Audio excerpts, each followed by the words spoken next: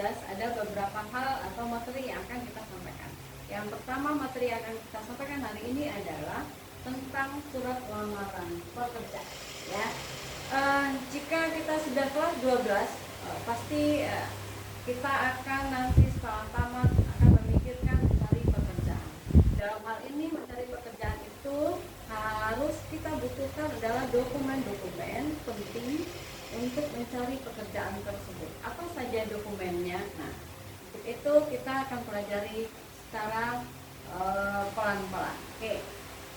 Yang dimaksud dengan surat lamaran pekerjaan adalah dokumen penting yang berisi permohonan seseorang untuk bekerja di suatu perusahaan atau instansi tertentu. Misalnya bisa di instansi pemerintahan, di sekolah, bisa di mana saja, di PT ya, atau bengkel kalau misalnya bidang otomotif. Kalau bidang perbankan mungkin bisa bekerja di bank, perbankan, bank mana saja itu boleh. Dimanapun kalian akan bekerja itu butuh namanya surat lamaran pekerja. Dalam hal ini surat lamaran pekerjaan itu ada unsur atau sistematika dalam hal penulisan. Yang pertama yang kita butuhkan adalah tempat dan tanggal surat. Nah, saat menulis pertama ya kita butuhkan atau kita pastikan dulu tempat dan tanggal surat yang akan kita buat. Misalnya kita berikan contoh hari ini, suratnya kita tulis di Batam ya, di Batam hari ini tanggal 27 Juli 2025. Nah, kita tuliskan Batam, 27 Juli 2025. Oke, penulisannya harus sesuai, harus rapi ya, tanpa tanda titik. Nah, hal kedua adalah lampiran dan perihal. Nah, kita tulis satu persatu. Lampirannya titik 2 tentang surat lamaran pekerjaan. Oke. Terus perihalnya, nah nanti berapa lembar hal-hal yang kita lampirkan ya.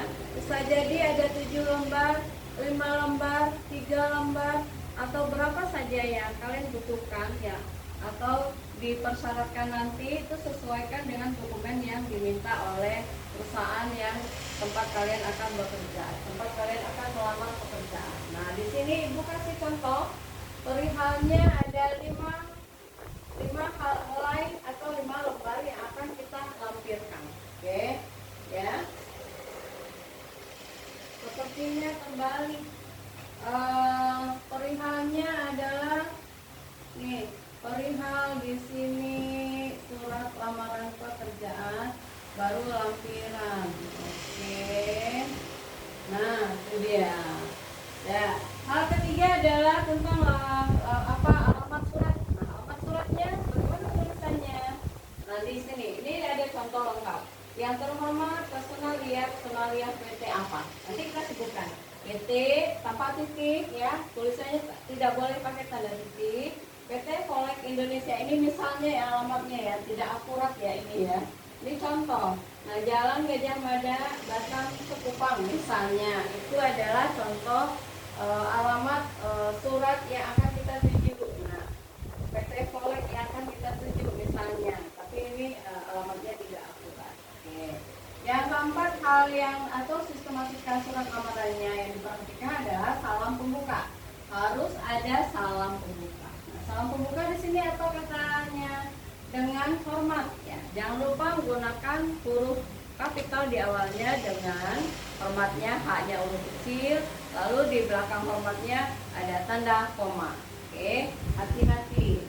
Terus sistematika surat yang kelima adalah isi surat. Nah, di sini harus diperhatikan. Ada 3 hal di dalam isi surat. Disebut dengan alinea pembuka. Nah, alinea pembuka ini apa? Alasan kita melamar pekerjaan tersebut apa? Misalnya kita lihat di lowongan pekerjaan itu, kita lihat di surat kabar atau majalah ya, apapun majalahnya itu, misalnya di internet bisa jadi dibutuhkan beberapa operator ya kan, beberapa karyawan, misalnya karyawati ya. Jadi boleh pria boleh wanita yang melamar. Nah, di sini nanti kita tuliskan dulu berdasarkan info lowongan kerja yang telah saya baca di internet tanggal sekian, bulan sekian, tahun sekian gitu, yang mana dibutuhkan seorang operator karya pria dan wanita, umurnya sekitar misalnya 20 tahunan. Jadi pas kita setelah tamat kelas 12 itu bisa jadi udah boleh melamar langsung, melamar pekerjaan tersebut. Nah itu dia, ada kualifikasi namanya.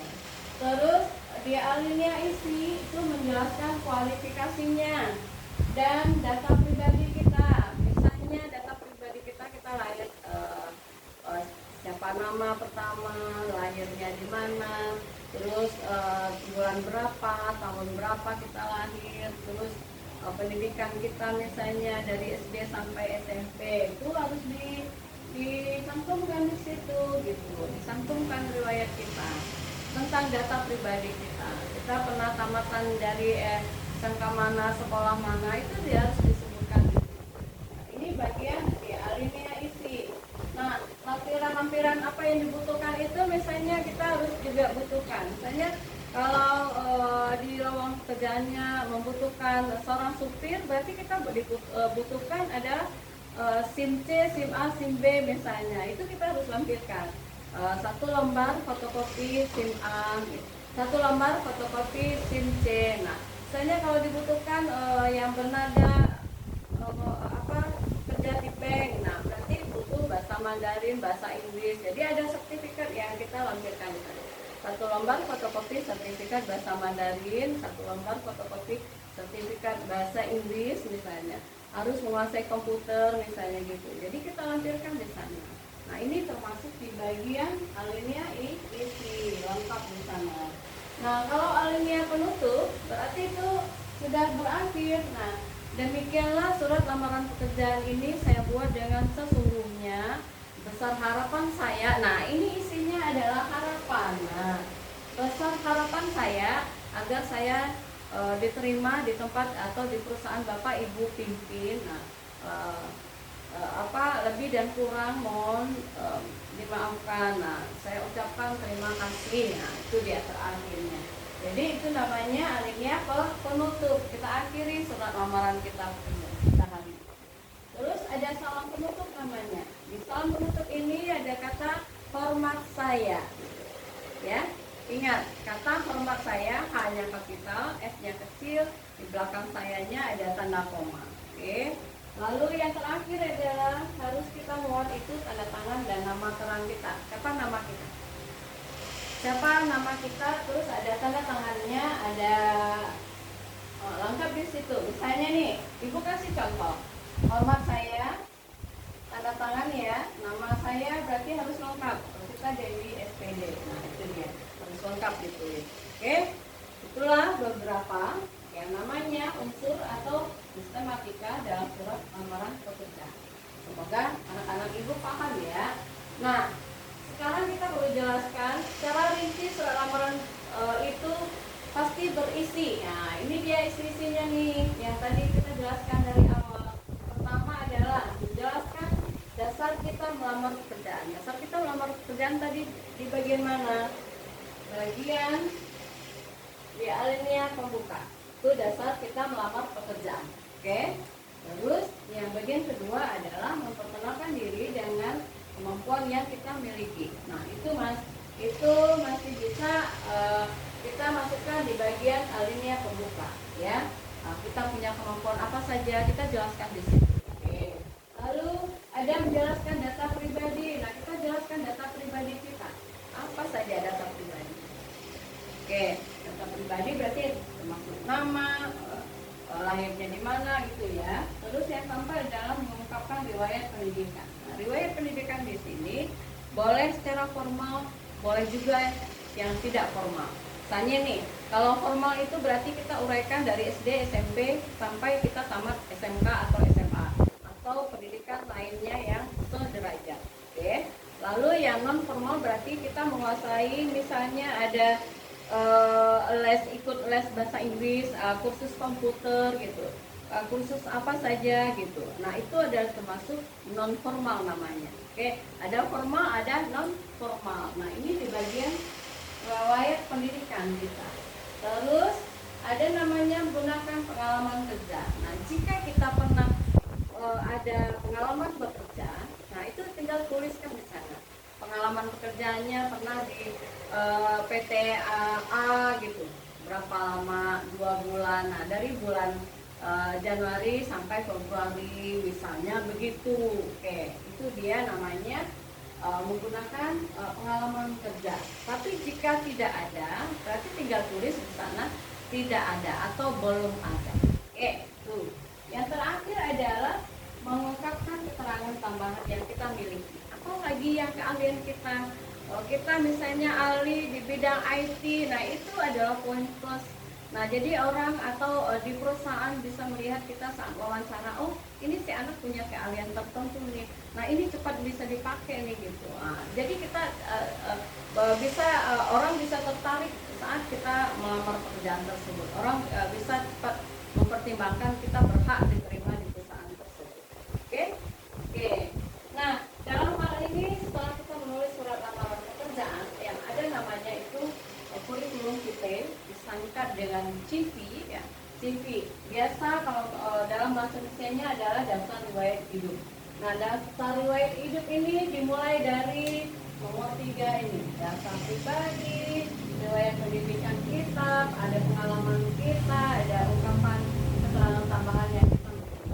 Nah itulah hal-hal yang bisa kita muat di dalam saat menulis surat lamaran pekerjaan. Oke, itu dia materinya hari ini. Nah tugas yang akan kalian kerjakan adalah soal latihan halaman 22 sampai 23. Cuma ada 5 soal ya, pilihan ganda. Nah itu harus dikerjakan tepat waktu. Untuk pertemuan berikutnya boleh nanti disampaikan tugasnya. Oke, mungkin dalam waktu singkat ini kita cukupkan sampai di sini materi kita hari ini. Untuk kedepannya kita akan sampaikan materi yang lain lagi. Sampai jumpa lagi untuk pertemuan berikutnya. Diakhiri dengan wassalamualaikum warahmatullahi wabarakatuh. Selamat pagi, salam sejahtera buat kita.